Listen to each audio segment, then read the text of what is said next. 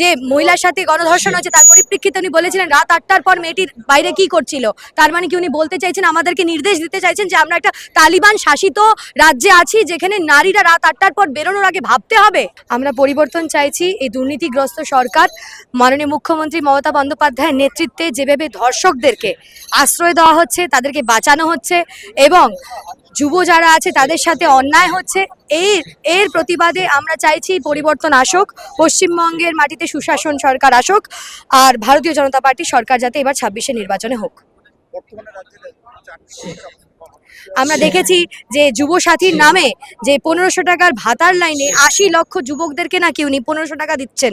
এটার জন্য ওনার লজ্জা পাওয়া দরকার যে শিক্ষিত যুবকরা পশ্চিমবঙ্গের মাটিতে 1500 টাকার ভাতার লাইনে দাঁড়িয়ে আছে। এর লজ্জায় ওনার নিজেই ইস্তিফা দেওয়া উচিত।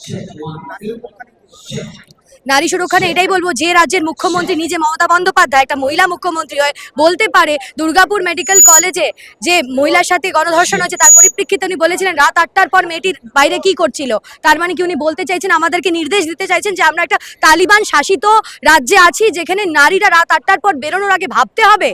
আমরা এটা চাই না। আমরা পশ্চিমবঙ্গে নারী সুরক্ষা চাই। এই পশ্চিমবঙ্গ যেটা রানী রাসমণির মাটি, এই পশ্চিমবঙ্গ যেটা মাতঙ্গিনী হাজরার মাটি, এই পশ্চিমবঙ্গ যেখানে মা দুর্গার আরাধনা হয়, যেখানে মা কালীর আরাধনা হয়, এখানে আমরা কোনো মতেই এই অব্যবস্থা, নারী নিরাপত্তার বিরুদ্ধে যে চক্রান্ত চলছে, তৃণমূল কংগ্রেসের নেতারা যেভাবে গণধর্ষণ করছে, কসবা ল কলেজ থেকে শুরু করে অভয়াকাণ্ডর পরে ওনার একটা আমরা বক্তব্য শুনলাম 10 লাখ টাকা নিন বাড়িতে বসে যান, এইসব আমরা সহ্য করবো না। তাই পরিবর্তন চাই পশ্চিমবঙ্গে।